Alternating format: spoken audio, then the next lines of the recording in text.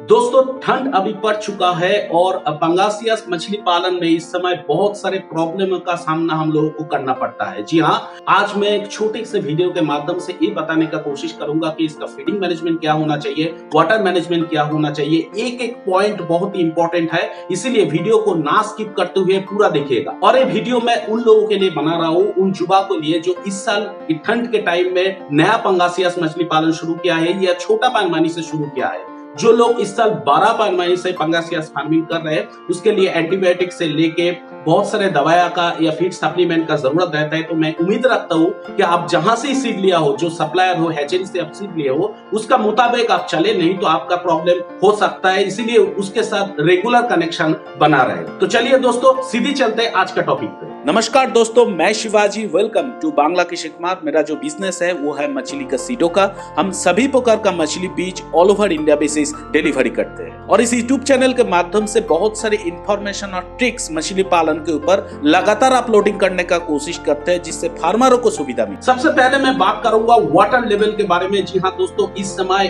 ठंड के टाइम में हमारा 5 से 6 फीट का ऊपर हमारा पानी रखना चाहिए तालाब में। लेकिन जो छोटा तालाब है, छोटा तालाब में इतना पानी हर समय रखना पॉसिबल नहीं होता, गहराई इतना नहीं होता।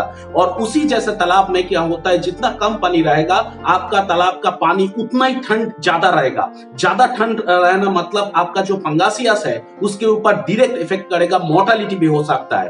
तो इसके लिए क्या करेंगे, जो हमारा तालाब बढ़ाने का यानी कि डेप्थ बढ़ाने का हमारे पास कोई चारा ही नहीं है, हमारा स्टॉकिंग अभी कर दिया है। तो मेरा सलाह है, आप एक काम कीजिएगा, आप छोटा सा एक पाम लगाइए, टूलू पाम जो हम बोलते हैं वो पाम लगाइए, और खुद का जो वही तालाब है, वही तालाब से पानी उठा के 5 से 6 फीट के ऊपर से आप नाली वगैरह से यानी कि पाइप वगैरह से उसी तालाब में डालिए। और ये सुबह कीजिए, 1-2 दिन के गैप में कीजिए। आपका वही तालाब का पानी वही तालाब में डालिए। ऐसी तरीके से अगर पानी आप तालाब में देंगे तो एक आपका सुविधा भी है। एक होता है पानी तो थोड़ा गर्म भी होगा, यानी कि टेम्परेचर थोड़ा हाई होगा। उसके साथ साथ जो ऑक्सीजन है, इस समय ऑक्सीजन का कमती बहुत ही ज्यादा है। ऑक्सीजन आपको थोड़ा तालाब में ज्यादा ग्रो अप होगा, साथ ही साथ आपको एमोनिया भी कम रहेगा। जी हाँ दोस्तों, आप ये तरीका आप इसीलिए अपनाइए कि सिर्फ पानी का सप्लाई नहीं, साथ ही साथ आपको साथ में तीनों बेनिफिट आपको मिल रहा है। मैं उसके बाद बात करूंगा चूना के बारे में। चूना तो हम सभी देना जानते हैं, लेकिन इस समय में चूना थोड़ा अलग तरीके से देना पड़ेगा, थोड़ा सा अलग होगा। कैसे, मान लीजिए हमारा चूना जो डोज होगा इस समय वो है 1 डेसिमल, मतलब 435 स्क्वायर फीट में आप 150 से 200 ग्राम या आप चूना, यानी कि चूना तो आपको पानी में ठंड करके ये करके डाइल्यूट करके देना है। तो ये देंगे कैसे, मान लीजिए आपका तालाब में टोटल हुआ है 10 केजी चूना लगेगा, तो पहला दिन मैं 5 केजी दूंगा और एक दिन में गैप दे दूंगा, उसके बाद हम 5 केजी देंगे। कैसे करेंगे, पहले दिन हम मतलब 50-50 देंगे। पहले दिन 50% देंगे, जो भी आपका होगा 435 स्क्वायर फीट में 200 ग्राम के हिसाब से जो भी आपका होगा उसके हिसाब से आप 50% पहले दिन और एक दिन गैप रख के 50%। और 15 दिन बाद देने का 15 दिन बाद जो आपका टोटल हुआ है उसका ओनली 50% एक ही दिन में देना है। जी हाँ दोस्तों, अगर 10 केजी हुआ तो पहले दिन आप 10 केजी, 5 केजी, उसके एक दिन 5 केजी। अगर टोटल 10 केजी है तो वो 15 दिन बाद आपको 5 केजी देना है।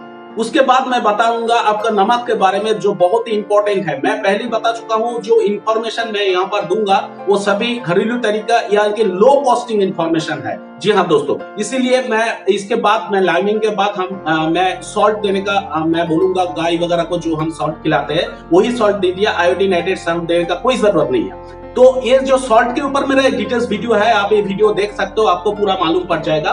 सॉल्ट हम मतलब इस समय के हिसाब से लाइमिंग देने के 7 दिन बाद सॉल्ट देंगे। जी हाँ दोस्तों, स्पेसिफिकली इस समय लाइमिंग देने के 7 दिन बाद 150 ग्राम के हिसाब से 1 डेसिमल 435 स्क्वायर फीट में महीनों में 2 बार डोज करेंगे, यानी कि चूना देने के 7 दिन बाद। जो लोग बीकेसी देना चाहते हो उसके लिए लाइम, सॉल्ट, अगर सॉल्ट आप छोड़ सकते हो उस जगह आप बीकेसी आप यूज कर सकते हो एज पर कंपनी डोज। जी हाँ दोस्तों, अगर आपके पास बीकेसी ना हो तो आपको लाइम, सॉल्ट देना ही पड़ेगा। अगर प्रॉब्लम ज्यादा आए तो बीकेसी के साथ आप सॉल्ट भी ऐड कर सकते हो।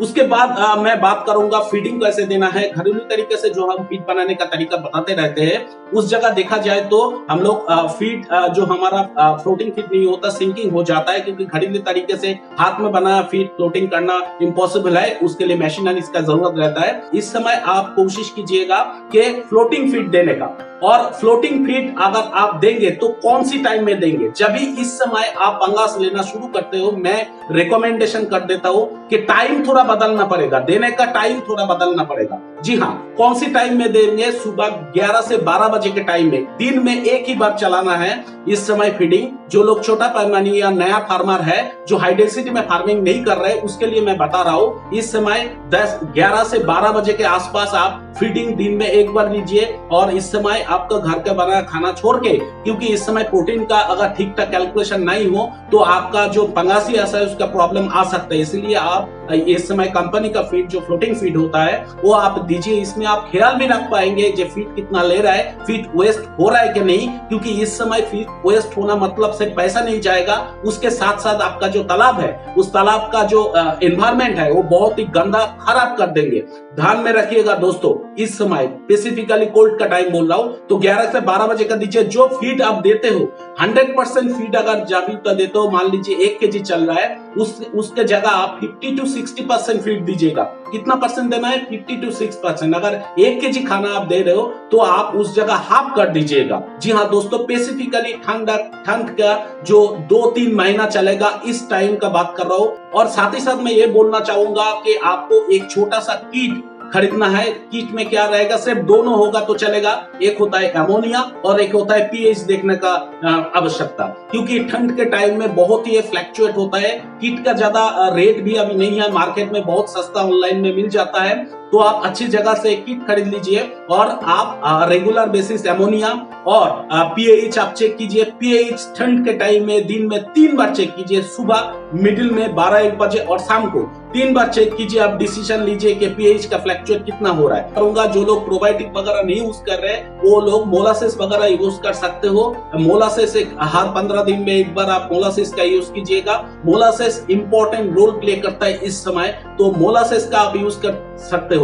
तो मोटा मोटी मैं बोलने का कोशिश किया कि घरेलू तरीके से आप पंगासियास मछली को ठंड के टाइम में कैसे बचा पाएंगे, आपका प्रॉफिटेबिलिटी कैसे आप आगे जा पाएंगे। वीडियो को अच्छे लगे तो सब्सक्राइब जरूर कर देना।